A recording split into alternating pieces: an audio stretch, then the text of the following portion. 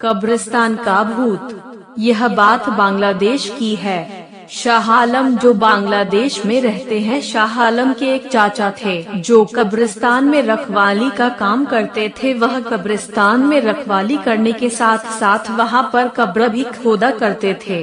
एक दिन शाह आलम के चाचा ने रात के समय शाह आलम के घर का दरवाजा खटखटाया। शाह आलम ने दरवाजा खोला तो देखा उनके चाचा बहुत डरे हुए थे और कांप रहे थे।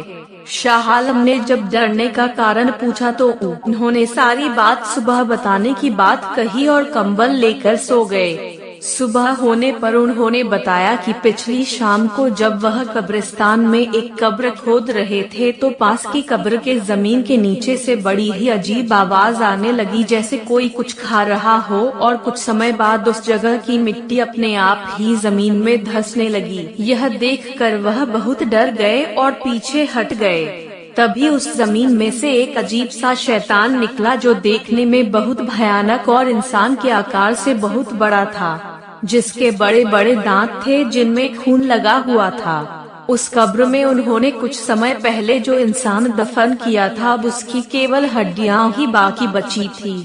यह देखकर चाचा को समझते देर नहीं लगी कि वह शैतान कब्र में से इंसान की लाश को खाता था। जब शैतान ने चाचा को देखा तो वह चाचा के पीछे भागा। चाचा बड़ी तेज भागकर कब्रिस्तान के पास की मस्जिद में चले गए। कुछ देर बाद जब मस्जिद में मौलवी आए तो उन्होंने चाचा के ऊपर मंत्र फूंक कर एक ताबीज दिया।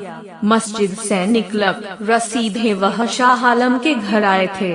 इस घटना के बाद चाचा डरे रहने लगे और अब वह कब्रिस्तान की रखवाली करने वाले कमरे में कभी भी अकेले नहीं सोते थे। अब उनके साथ एक दो मौलवी भी साथ सोते थे। एक रात को जब चाचा सो रहे थे तो फावड़े की आवाज आने लगी, जैसे कोई फावड़े से मिट्टी खोद रहा हो। फावड़ा चलाने का काम तो केवल चाचा ही करते थे, तो उन्होंने कमरे की खिड़की से बाहर कब्रिस्तान की तरफ देखा। वहां पर उन्हें फावड़ा अपने आप चलता दिखाई दिया और कोई भी वहां नहीं था।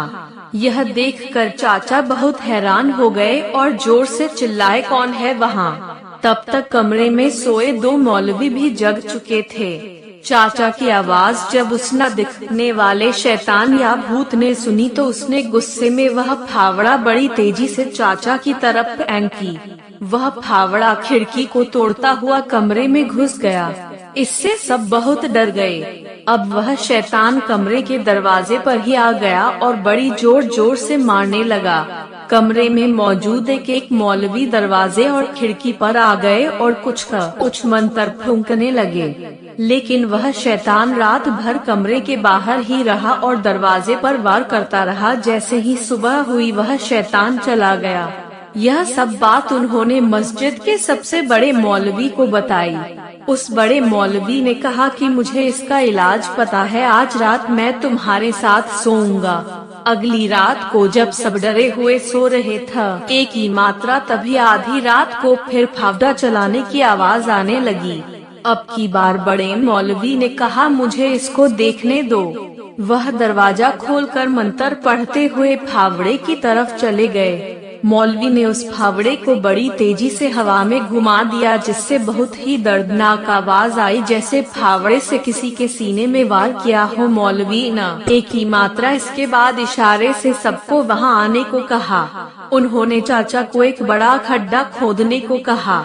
उन्होंने बताया कि वह शैतान जो दिखाई नहीं दे रहा वह अब मर चुका है और फावड़ा उसके सीने में लगा है। इसके बाद उस शैतान को बड़े मौलवी के कहे अनुसार फावड़े के साथ ही दफना दिया गया। इस घटना के बाद यह बात चारों तरफ आग की तरह फैल गई और उस कब्रिस्तान को बंद कर दिया गया। कहानी अच्छा लगा है तो लाइक करें और चैनल को सब्सक्राइब करें।